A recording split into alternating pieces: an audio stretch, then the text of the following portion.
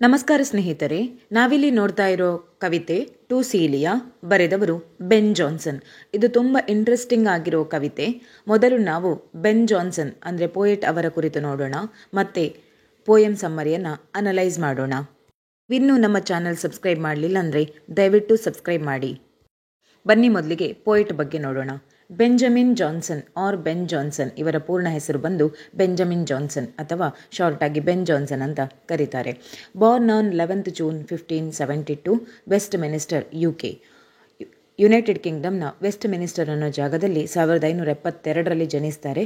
ಹಾಗೆ ಇವರು ತೀರ್ಕೊಂಡದ್ದು 6th August 1637, London, ಯುಕೆಯ ಲಂಡನ್ನಲ್ಲಿ 1637ಗೆ ಡೆತ್ ಆಗ್ತಾರೆ. ಇವರು ವಿಲಿಯಂ ಶೇಕ್ಸ್ಪಿಯರ್ ಅವರ ಕಂಟೆಂಪರರಿ ಪೋಯೆಟ್ ಆಗಿದ್ದಾರೆ. ವಿಲಿಯಂ ಶೇಕ್ಸ್ಪಿಯರ್ ಅವರ ಕಾಲದಲ್ಲೇ ಇವರು ಕೂಡ ಇದ್ದರು. He was an English play right and poet. ಇವರು ಇಂಗ್ಲಿಷ್ ಪ್ಲೇ ರೈಟ್ ಆಗಿದ್ದರು ಮತ್ತು ಕವಿ ಕೂಡ ಆಗಿದ್ದರು. His artistic alerted a lasting influence upon English poetry and stage comedy. ಇವರ ಬರೆಯುವ ಸ್ಕಿಲ್ ಏನಿತ್ತು, ಆರ್ಟಿಸ್ಟಿಕ್ ಪೋಯೆಟ್ರಿ ಬರೆಯುವ ರಚನೆ ಮಾಡುವ ಕಲೆ ಏನಿತ್ತು, ಇದರಿಂದ ಇವರು ಬಹಳ ಪ್ರಸಿದ್ಧಿಯನ್ನು ಪಡೆಯುತ್ತಾರೆ. ಆಮೇಲೆ ಸ್ಟೇಜ್ ಕಾಮಿಡಿ ಅಂದರೆ ಪ್ಲೇ ರೈಟಿಂಗಲ್ಲಿ, ನಾಟಕ ರಚನೆಯಲ್ಲಿ ಕೂಡ ಇವರು ಮುಖ್ಯ ಪಾತ್ರವನ್ನು ವಹಿಸಿದ್ದಾರೆ. ಅವರ ಬೇರೆ ಬೇರೆ ನಾಟಕಗಳಲ್ಲಿ ಕಾಮಿಡಿಗೆ ಇಂಪಾರ್ಟೆನ್ಸ್ ಕೊಟ್ಟಿದ್ದಾರೆ. ಹಾಗೆ ಟ್ರಾಜಿಡಿ, ಮುಖ್ಯವಾಗಿ ನಾಟಕದಲ್ಲಿ ಬರುವಂಥದ್ದು 2 ಸೆಗ್ಮೆಂಟ್ಗಳು, ಒಂದು ಕಾಮಿಡಿ ಮತ್ತು ಟ್ರಾಜಿಡಿ.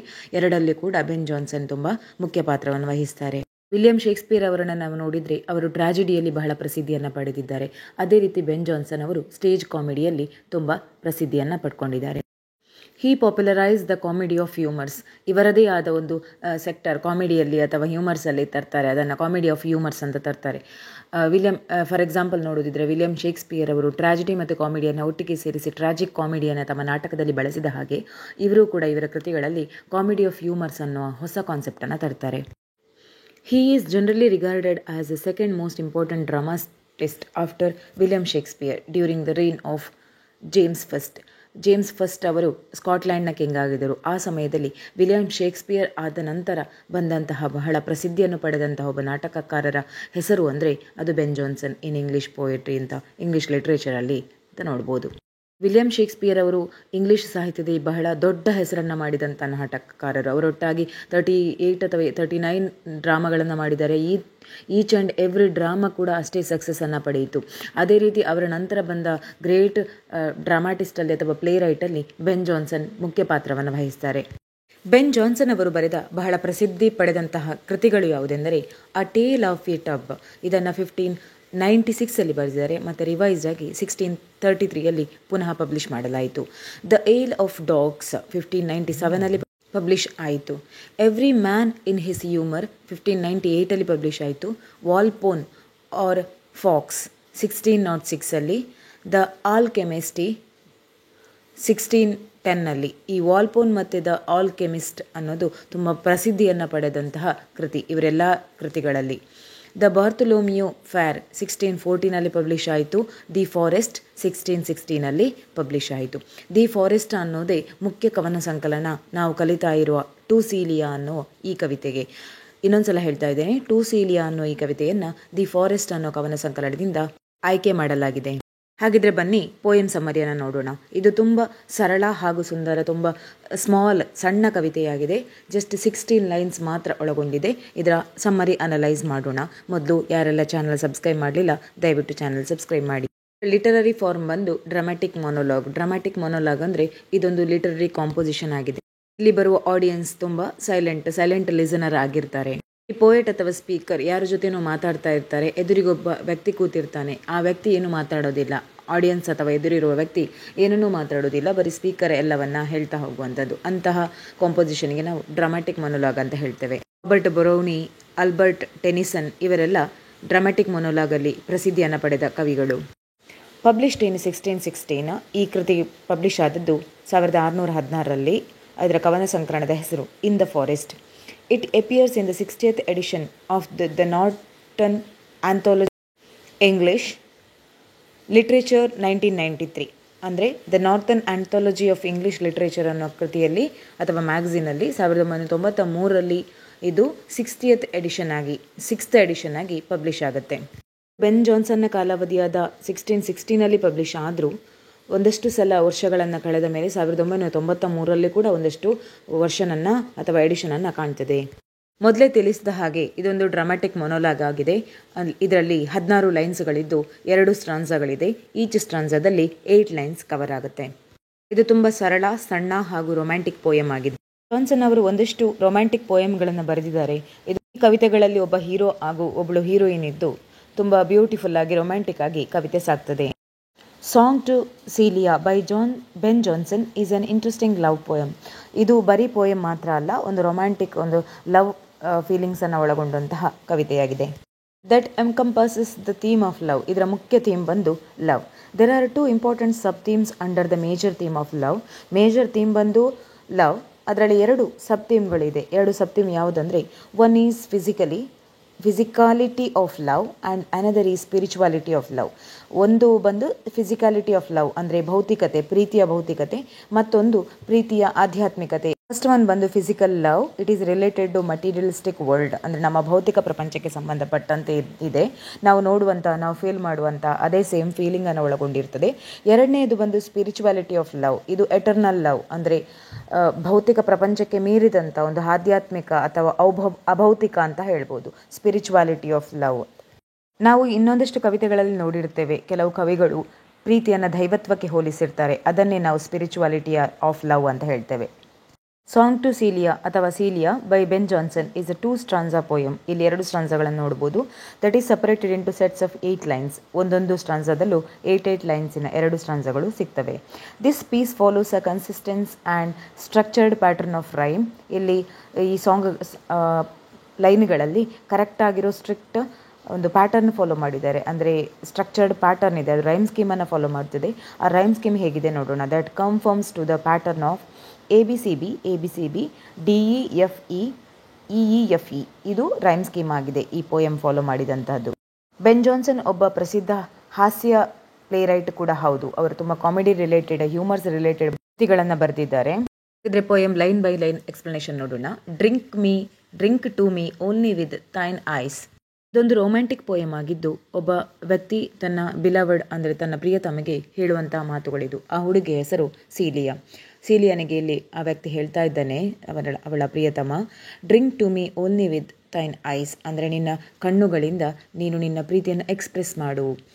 ನಿನ್ನ ಸುಂದರವಾದ ಕಣ್ಣುಗಳ ಮೂಲಕ ನಿನ್ನ ಪ್ರೀತಿಯನ್ನು ನನಗೆ ರಿವೀಲ್ ಮಾಡು, ಎಕ್ಸ್ಪ್ರೆಸ್ ಮಾಡು. ಆದ್ದರಿಂದ ನಿನ್ನ ಕಣ್ಣುಗಳನ್ನು ನೋಡುವಾಗಲೇ ನನಗೆ ಗೊತ್ತಾಗಬೇಕು ನೀನು ನನ್ನನ್ನು ಎಷ್ಟು ಪ್ರೀತಿಸ್ತಾ ಇದೆಯಾ ಅನ್ನೋದು.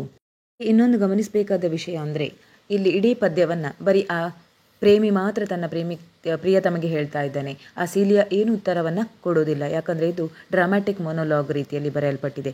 ಇಲ್ಲಿ ಸ್ಪೀಕರ್ ಮಾತ್ರ ಥ್ರೂ ಔಟ್ ದ ಪೋಯಮ್ ಮಾತಾಡ್ತಾನೆ, ಲಿಸನರ್ ಯಾವುದೇ ಮಾತನ್ನು ಹೇಳೋದಿಲ್ಲ. Drink to me only with thine eyes, ಅಂದರೆ ನಿನ್ನ ಕಣ್ಣುಗಳ ಮೂಲಕವೇ ನೀನು ನನಗೆ ನಿನ್ನ ಪ್ರೀತಿಯನ್ನು ಎಕ್ಸ್ಪ್ರೆಸ್ ಮಾಡು, ನೀನು ನನ್ನನ್ನು ಎಷ್ಟು ಆಳವಾಗಿ, ಎಷ್ಟು ಯಾವ ರೀತಿಯಲ್ಲಿ ಪ್ರೀತಿಸ್ತೀಯ ಅನ್ನೋದನ್ನು ಎಕ್ಸ್ಪ್ರೆಸ್ ಮಾಡು. And I will pledge with main, ನಾನು ಇಲ್ಲಿ ನಿನ್ನ ಮೇಲೆ ಪ್ರಮಾಣ ಮಾಡ್ತಾ ಇದ್ದೇನೆ, ಶಪಥ ಮಾಡ್ತಾ ಇದ್ದೇನೆ. ಏನಂದರೆ ನೀನು ಎಕ್ಸ್ಪ್ರೆಸ್ ಮಾಡಿದ ತಕ್ಷಣ ನಾನು ಮತ್ತು ನನ್ನ ಪ್ರೀತಿಯನ್ನು ಎಷ್ಟು ಆಳವಾಗಿದೆ, ಅಗಾಧವಾಗಿದೆ, ಎಷ್ಟು ಸುಂದರವಾಗಿದೆ ಅನ್ನೋದನ್ನು ಎಕ್ಸ್ಪ್ರೆಸ್ ಮಾಡ್ತೇನೆ. ಇಲ್ಲಿ ಪ್ರೇಮಿಯಾದವನಿಗೆ ತನ್ನ ಬಿಲವಡ್ ಹೇಗೆ ಎಕ್ಸ್ಪ್ರೆಸ್ ಮಾಡ್ತಾಳೆ, ಅವಳ ಪ್ರೀತಿ ಹೇಗಿದೆ ಅನ್ನೋದರಲ್ಲಿ ಡೌಟ್ ಇರ್ತದೆ. ಅದಕ್ಕೋಸ್ಕರ ಅವನಿಗೆ ಮಾತನ್ನು ಹೇಳ್ತಾನೆ, ನೀನು ನಿನ್ನ ಪ್ರೀತಿಯನ್ನು ಎಕ್ಸ್ಪ್ರೆಸ್ ಮಾಡು, ಅದರ ಮೂಲಕ ನಾನು ನನ್ನ ಪ್ರೀತಿಯನ್ನು ಆಮೇಲೆ ನಿನಗೆ ಖಂಡಿತವಾಗಿಯೂ ಷರತ್ತುಬದ್ಧವಾಗಿಯೂ ಎಕ್ಸ್ಪ್ರೆಸ್ ಮಾಡ್ತೇನೆ. Or leave a kiss but in the cup and I will not look for wine. ಇಲ್ಲಿ ಆ ವ್ಯಕ್ತಿ ತನ್ನ ಪ್ರಿಯತಮಗೆ ಮಾತನ್ನು ಹೇಳ್ತಾ ಇದ್ದಾನೆ. ಇದು ಬೆನ್ ಜಾನ್ಸನ್ ಕಾಲ ಅಂದರೆ ಮಿಡೀವಲ್ ಪೀರಿಯಡಲ್ಲಿ ಬರೆದಂತಹ ಕವಿತೆಯಾಗಿದೆ. ಇಲ್ಲಿ ಅವನು ತನ್ನ ಪ್ರಿಯತಮೆಗೆ ಯಾವ ರೀತಿ ಪ್ರೀತಿಯನ್ನು ಎಕ್ಸ್ಪ್ರೆಸ್ ಮಾಡೋದನ್ನು ಹೇಳ್ತಾನೆ, ಅವನು ಎಕ್ಸ್ಪೆಕ್ಟ್ ಮಾಡ್ತಾನೆ. ಏನಂದರೆ, ನೀನು ಆ ಕಪ್ಪಿಗೆ, ಇಲ್ಲೇನು ಕಪ್ ಕಾಣ್ತಾ ಇದೆ, ವೈನಿನ ಕಪ್, ಅದಕ್ಕೆ ಕಿಸ್ ಮಾಡು, ಮತ್ತು ಆ ಕಪ್ಪಿನ ನೀನು ಏನು ಕಿಸ್ ಮಾಡಿದ್ದೀಯಾ ಅದರ ಮೂಲಕವೇ ನಾನು ಅದನ್ನು, ನನ್ನ ಪ್ರೀತಿಯನ್ನು ಪಡ್ಕೊಳ್ತೇನೆ. ಆನಂತರ ನನಗೆ ಬೇರೆ ಯಾವುದೇ ಅಮಲು ಪದಾರ್ಥ ಅಂದರೆ ವೈನನ್ನು ಕುಡಿಯುವ ಅಗತ್ಯ ಇಲ್ಲ. ವೈನನ್ನು ನಾವು ಎಂಜಾಯ್ಮೆಂಟ್ಗೋಸ್ಕರ ಕುಡಿತಾರೆ ವ್ಯಕ್ತಿಗಳು, ಅದನ್ನು ಕುಡಿಯುವ ಅಗತ್ಯತೆ ಇಲ್ಲ. ಯಾಕಂದರೆ ನೀನು ಆಲ್ರೆಡಿ ಅದರ ಮೇಲೆ ನಿನ್ನ ಪ್ರೀತಿಯ ಮುದ್ರೆಯನ್ನು ಒತ್ತಿದ್ದಿ. ಅದೇ ನನಗೆ ದೊಡ್ಡ ಅಮಲು ಪದಾರ್ಥ, ಅಥವಾ ನನಗೆ ತುಂಬ ಜಾಯ್ಫುಲ್ ಅನ್ನಿಸ್ತದೆ. ನನಗೆ ಅದೊಂದು ಇದ್ದರೆ ಸಾಕು, ನಾನು ಬೇರೆ ಯಾವುದೇ ಎಂಜಾಯ್ಮೆಂಟನ್ನು ನೋಡೋದಿಲ್ಲ, ನೀನಿದ್ದರೆ ಸಾಕು, ನಿನ್ನ ಪ್ರೀತಿ ಮಾತ್ರ ಸಾಕು ಅನ್ನೋದನ್ನು ಸಿಂಬಾಲಿಕ್ ಆಗಿ ಹೇಳ್ತಾ ಇದ್ದಾರೆ. ಸೆಕೆಂಡ್ ಸ್ಟ್ರಾನ್ಸಾ ನೋಡೋಣ. The thirst that from the soul doth rise, doth ask a drink divine. ಮೊದಲೇ ತಿಳಿಸಿದಂತೆ ಈ ಕವಿತೆಯಲ್ಲಿ ಎರಡು ರೀತಿಯ ಲವನ್ನು ಎಕ್ಸ್ಪ್ರೆಸ್ ಮಾಡಲಾಗಿದೆ. ಒಂದು ಫಿಸಿಕಲ್ ಲವ್, ಇನ್ನೊಂದು ಸ್ಪಿರಿಚುವಲ್ ಲವ್. ಈ ವಾಕ್ಯಗಳಲ್ಲಿ ಕವಿತನ ಸ್ಪಿರಿಚುವಲ್ ಲವನ್ನು ಎಕ್ಸ್ಪ್ರೆಸ್ ಮಾಡ್ತಾ ಇದ್ದಾರೆ. ನಾನು ನಿಮಗೆ ಯಾವ ಪ್ರೀತಿಯನ್ನು ತೋರಿಸ್ತಾ ಇದ್ದೀನಿ ಅದು ಬರೀ ಭೌತಿಕ ಪ್ರೀತಿಯಲ್ಲ. ಆ ಪ್ರೀತಿ ಅನ್ನೋದು ನನ್ನ ಆತ್ಮದಿಂದ ಬಂದಿದೆ. ನಾನು ನನ್ನ ಸೋಲಿನ ಮೂಲಕ, ನನ್ನ ಆತ್ಮದ ಮೂಲಕ ನಿನ್ನನ್ನು ಪ್ರೀತಿಸ್ತಾ ಇದ್ದೇನೆ. ನನ್ನ ಕುರಿತಾದ ಪ್ರೀತಿ ಏನಿದೆ ನನ್ನ ಮನಸ್ಸಿನೊಳಗೆ ಅಥವಾ ನನ್ನ ಆತ್ಮದೊಳಗೆ, ಅದು ನನ್ನ ಬರೀ ಭೌತಿಕ, ನನ್ನ ಬರೀ ಅಟ್ರಾಕ್ಷನ್ಗೋಸ್ಕರ ಮಾಡ್ತಾ ಇಲ್ಲ, ನಿನ್ನನ್ನು ಸೆಳೆಯೋದಕ್ಕೋಸ್ಕರ ಮಾಡ್ತಾ ಇಲ್ಲ. ನೀನು ತೋರಿಸುವ ಈ ಪ್ರೀತಿಗೆ ನಾನು ಸರಿಯಾದ ಪ್ರೀತಿಯನ್ನು ರಿಟರ್ನ್ ಕೊಡ್ತೇನೆ. ಎಲ್ಲಿಂದ ಅಂದರೆ ನನ್ನ ಆತ್ಮದಿಂದ. ಅಂದರೆ ತುಂಬ ಇಂಟೀರಿಯರ್ ಆಗಿ ಇನ್ನರ್ ಆಗಿ ನನಗೆ ಆ ಪ್ರೀತಿಯ ವಿಶಾಲತೆ ಗೊತ್ತಿದೆ, ನನಗೆ ಆ ಪ್ರೀತಿಯ ಅಗತ್ಯತೆ ಇದೆ ಅಂತ ಕವಿ ಹೇಳ್ತಾರೆ. ಪ್ರೀತಿ ಅನ್ನೋದು ಅದು ಸ್ಪಿರಿಚುವಲ್ ಲವ್ ಆಗಿದೆ. ಅದು ಬರೀ ಫಿಸಿಕ್ಯಾಲಿಟಿಗೆ ಅಥವಾ ಭೌತಿಕತೆಗೆ ಅಥವಾ ಮಟೀರಿಯಲಿಸ್ಟಿಕ್ ಲೈಫಿಗೆ ರಿಲೇಟ್ ಆಗಿಲ್ಲ. ಬರೀ ನೋಡುವಿಕೆಗೆ ಮಾತ್ರ ಪ್ರೀತಿ ಅಂತ ಇಲ್ಲ, ಅದು ಆತ್ಮಗಳ ಸಮ್ಮಿಲನವಾಗಿದೆ. But might I of Jove's nectar sup. ಇಲ್ಲಿ ಜೋಸ್ ಅಂದರೆ ಜುಪಿಟರ್ ಗಾಡ್, ಅಂದರೆ ಸ್ಕೈ ಗಾಡ್ ಅಂತ ಹೇಳ್ತಾರೆ. ಥಂಡರ್, ರೈನ್ ಎಲ್ಲ ತರುವಂಥ ಸ್ಕೈ ಗಾಡ್. ಗ್ರೀಕ್ ಮೈಥಾಲಜಿ ಕುರಿತಾಗಿದೆ ಇದು. I would not change for then. ನನಗೆ ಜುಪಿಟರ್ ಗಾಡಿಂದ ಅಥವಾ ಸ್ಕೈ ಗಾಡಿಂದ ಕುಡಿಲಿಕ್ಕೆ ಅಮೃತ ಸಿಗ್ತದೆ. ಹಾಗೆ ನನಗೆ ಎಲ್ಲಿಯಾದರೂ ಕುಡಿಲಿಕ್ಕೆ ಅಮೃತ ಸಿಕ್ಕಿದ್ರು ನಾನು ನಿನ್ನ ಕಾರಣದಿಂದ ಅದನ್ನು ಬಿಟ್ಟು ಕೊಡೋದಿಲ್ಲ. ಅಂದರೆ ನಿನ್ನ ಪ್ರೀತಿ ಎಷ್ಟು ಅಗಾಧವಾಗಿದೆ, ನನಗೆ ಅಮೃತವನ್ನೇ ಕೊಟ್ಟರು ನಿನ್ನ ಪ್ರೀತಿಯನ್ನೇ ನಾನು ಸ್ವೀಕರಿಸ್ತೇನೆ, ನನಗೆ ಅದೇ ಅಮೃತಕ್ಕೆ ಸಮಾನ. ಅವರ ಫ್ಯಾಷನೇಟ್ ಲವ್ವನ್ನು ನಾವು ಕಾಣ್ಬೋದು. ಅಂದರೆ ಒಬ್ಬ ಪ್ರೇಮಿ ಎರಡು ಆಪ್ಷನ್ ಇಟ್ಟಾಗ ನಿಮಗೆ ಜೋ ಗಾಡ್ ಅಥವಾ ಸ್ಕೈ ಗಾಡ್ ಕೊಡುವಂತಹ ಅಮೃತ ಕುಡಿದ್ರೆ ಅದರಿಂದ ಆಗುವಂತಹ ಆನಂದವೇ ಬೇರೆ. ಅದು ಬೇಕಾ ಅಥವಾ ನಿನ್ನ ಪ್ರಿಯತಮೆ ಬಿಲವಡ್ ಬೇಕಾ? ಎರಡು ಆಪ್ಷನ್ ಇಟ್ಕೊಂಡಾಗ ಅಮೃತವನ್ನು ಕೂಡ, ತುಂಬ ಅಪರೂಪವಾದಂತಹ ಅಮೃತವನ್ನೇ ನೆಗ್ಲೆಕ್ಟ್ ಮಾಡಲಿಕ್ಕೆ ನಾನು ಸಾಧ್ಯತೆ ಇದೆ. ಆದರೆ ನನ್ನ ಪ್ರೀತಿಯನ್ನು ಯಾವುದೇ ಕಾರಣಕ್ಕೂ ನಾನು ಕಳೆದುಕೊಳ್ಳೋದಿಲ್ಲ. ಸೆಕೆಂಡ್ ಸ್ಟ್ರಾನ್ಸಾದಲ್ಲಿನ ಫಸ್ಟ್ 4 ಲೈನ್ಸನ್ನು ನೋಡೋಣ. ಐ ಸೆಂಟ್ ದಿ ಲೇಟ್ ಅ ರೋಸಿ ವೆತ್. ಸ್ವಲ್ಪ ಸಮಯದ ಹಿಂದೆ ನಿಂಗೊಂದು ಗುಲಾಬಿಯ ಮಾಲೆ, ರಿತ್ ಅಂದರೆ ಮಾಲೆ, ಗಾರ್ಲ್ಯಾಂಡ್ ಮಾಲೆಯನ್ನು ಕಳಿಸಿಕೊಟ್ಟಿದ್ದೆ. Not so much honouring thee. ಅದು ನಿನ್ನನ್ನು ಸನ್ಮಾನ ಮಾಡಲಿಕ್ಕೆ ಅಥವಾ ನಿನ್ನನ್ನು ಪ್ರೋತ್ಸಾಹ ಮಾಡಲಿಕ್ಕೆ ಸಾಧ್ಯ ಆಗಿರುವಂತಹ ಮಾಲೆ ಅಲ್ಲ, ಅದಕ್ಕೆ ಸಮಾನ ಆಗಲಿಕ್ಕಿಲ್ಲ ಇದು. ಆ ಹೂಮಾಲೆ ನಿನ್ನನ್ನು ಸನ್ಮಾನ ಮಾಡಲಿಕ್ಕೆ ಸಾಧ್ಯವೇ ಇಲ್ಲ. ಯಾಕಂದರೆ ನೀನು ಅಷ್ಟೊಂದು ಸನ್ಮಾನಕ್ಕೆ, ಅಷ್ಟೊಂದು ದೊಡ್ಡ ಗೌರವಕ್ಕೆ ಪಾತ್ರಳಾದವಳು. ನಿನಗೆ ಅದು ತೃಣ ಸಮಾನ. ಯಾಕಂದರೆ ನೀನು ಅಷ್ಟೊಂದು ಪ್ರೀತಿಯನ್ನು ನನ್ನ ಮೇಲೆ ಸುರಿಸ್ತಾ ಇದ್ದೀಯ. As giving it a hope that there it could not withered be. ಹೀಗೆ ನಿನ್ನ ಮೇಲೆ ಬಹಳಷ್ಟು ಹೋಪ್ ಇದೆ ಅಥವಾ ವಿಶ್ವಾಸವಿದೆ. ಏನೆಂದರೆ ನಾನು ಕಳಿಸಿದಂತಹ ಹೂವು ಅದು ವಿದರ್ಡ್ ಆಗೋದಿಲ್ಲ. ನಾಟ್ ವಿದರ್ಡ್ ಅಂದರೆ ಹಾಳಾಗೋದಿಲ್ಲ. ಪ್ರೀತಿಯಂತೆ ನಿನ್ನ ಜೊತೆ ಯಾವತ್ತು ಎವರ್ಗ್ರೀನ್ ಆಗಿರುತ್ತೆ, ಹಾಗೆ ಇರುತ್ತೆ, ಶಾಶ್ವತವಾಗಿರುತ್ತದೆ. ಹೇಗೆ ಸಾಧ್ಯ? ಒಂದು ಹರಳಿದಂತಹ ಹೂವು ಎವರ್ಗ್ರೀನ್ ಆಗಿರಲಿಕ್ಕೆ ಸಾಧ್ಯವಾ? ಆ ಥರ ಇರಬೇಕು ಅಂತಾದರೆ ಅವರಲ್ಲಿ ದೈವತ್ವ ಇರಬೇಕು. ಅಂದರೆ ಈ ವಾಕ್ಯಗಳಲ್ಲಿ ಕವಿ ತನ್ನ ಪ್ರಿಯತಮೆಯನ್ನು ದೇವರಿಗೆ ಹೋಲಿಸ್ತಾ ಇದ್ದಾರೆ, ಅವರ ಪ್ರೇಮವನ್ನು ದೈವತ್ವಕ್ಕೆ. ಇದನ್ನೇ ಸ್ಪಿರಿಚುವಲ್ ಆಫ್ ಲವ್ ಅಂತ ಹೇಳೋದು. But thou thereon didst only breathe and sends it back to me. ಹೂಗಳು ಸಿಕ್ಕಿದ ತಕ್ಷಣ ಏನು ಮಾಡಿದೆ? ಅದನ್ನು ಬ್ರೀದ್ ಮಾಡಿದೆ. ಅದರ ಪರಿಮಳವನ್ನು ನಿನ್ನ ಉಸಿರಿನ ಮೂಲಕ ಒಳಗೆ ತೆಗೊಂಡೆ. ಹಾಗೆ ಅದನ್ನು ಪುನಃ ರಿಟರ್ನ್ ಆಗಿ ನನಗೆ ಕಳಿಸಿದೆ. Since when it grows and smells I swear not of itself but thee. ಹೂವು ಬೆಳೀತಾ ಇದೆ, ಅದರ ಸ್ಮೆಲ್ ಹರಡ್ತಾ ಇದೆ. ನನಗೆ ಗೊತ್ತಿದೆ, ನಾನು ಶಪಥ ಮಾಡ್ತಾ ಇದ್ದೇನೆ, ಆ ಹೂವು ಬೆಳೀತಾ ಇರೋದು, ಅದರ ಪರಿಮಳ ಎಲ್ಲ ಕಡೆ ಪಸರಿಸ್ತಾ ಇರೋದು ಅದರಿಂದಲ್ಲ, ನಿನ್ನಿಂದಾಗಿ ಮತ್ತು ನಮ್ಮಿಬ್ಬರ ಮಧ್ಯೆ ಇರುವ ಪ್ರೀತಿಯಿಂದಾಗಿ, ಅದರಲ್ಲಿರುವ ದೈವತ್ವದಿಂದಾಗಿ. ಇದು ಲವ್ ರಿಲೇಟೆಡ್ ಅಥವಾ ರೊಮ್ಯಾಂಟಿಕ್ ರಿಲೇಟೆಡ್ ಆದ ಈ ಪೋಯಮ್ನ ಕನ್ನಡ ಸಾರಾಂಶ. ಇದು ನಿಮ್ಗೆ ಇಷ್ಟ ಆಗಿದೆ ಅಂದ್ಕೊಳ್ತೇನೆ. ಇಷ್ಟ ಆದರೆ ಲೈಕ್ ಮಾಡಿ, ಕಮೆಂಟ್ ಬಾಕ್ಸಲ್ಲಿ ಕಮೆಂಟ್ ಮಾಡಿ ತಿಳಿಸಿ ಹೇಗಿತ್ತು ಅಂತ. ಹಾಗೆ ಚಾನಲ್ ಸಬ್ಸ್ಕ್ರೈಬ್ ಮಾಡೋದನ್ನು ಮರಿಬೇಡಿ. ಧನ್ಯವಾದಗಳು.